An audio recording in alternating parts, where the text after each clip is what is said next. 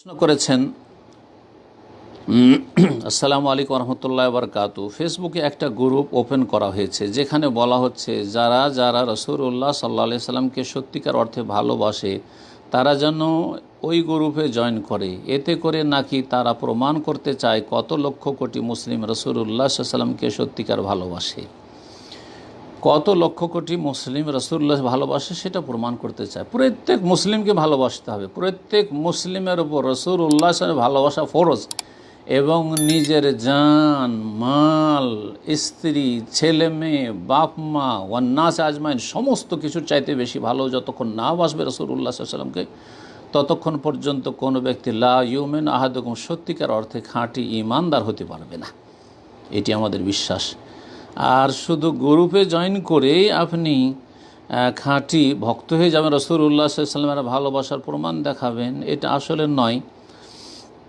এখন প্রশ্ন সৌদি শেখ, আমি জানতে চাচ্ছি এই গ্রুপে জয়েন করলেই কি আসলে রাসূলুল্লাহ সাল্লাল্লাহু আলাইহি সাল্লামের প্রতি সত্যি ভালোবাসা প্রদর্শন করা হবে?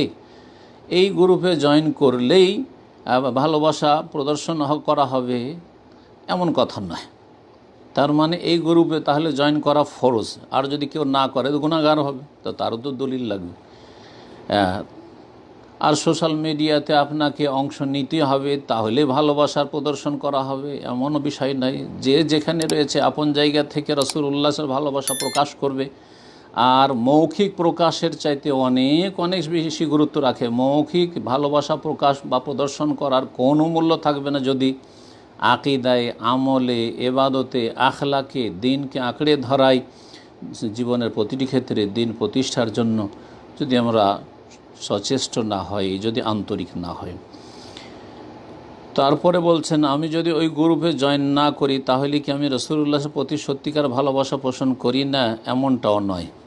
ফ্রান্সের প্রোডাক্ট বর্জন করুন এই মর্মে যারা ফেসবুকে পোস্ট দেবে তারা নাকি রাসূলুল্লাহর প্রতি মহব্বত রাখে না।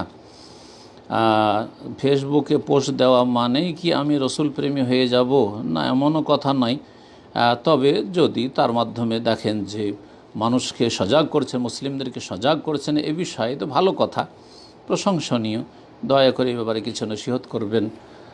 এই গ্রুপগুলিতে আপনি জয়েন করতে পারেন, আমি বলবো না যে জয়েন করতে পারবেন না, জয়েন করতে পারেন, কিন্তু সেটি হচ্ছে মাপকাঠি রাসূলুল্লাহ ভালোবাসার না। রাসূলুল্লাহ ভালোবাসার মাপকাঠি হচ্ছে ফাত্তাবিউনি, আমার অনুসরণ করো। যদি আল্লাহকে সত্যি ভালোবাসেন, আর আল্লাহকে যে সত্যিকার অর্থে ভালোবাসে সেই ব্যক্তি একমাত্র রাসূলুল্লাহ সাল্লাল্লাহু আলাইহি সাল্লামকে সত্যিকার অর্থে ভালোবাসতে পারে, তাহলে তার দলিল প্রমাণ হচ্ছে ফাত্তাবিউনি, নবী মুহাম্মদ সাল্লাল্লাহু আলাইহি সাল্লামের অনুসরণ করো, জীবনের প্রতিটি ক্ষেত্রে তাকে ফলো করো।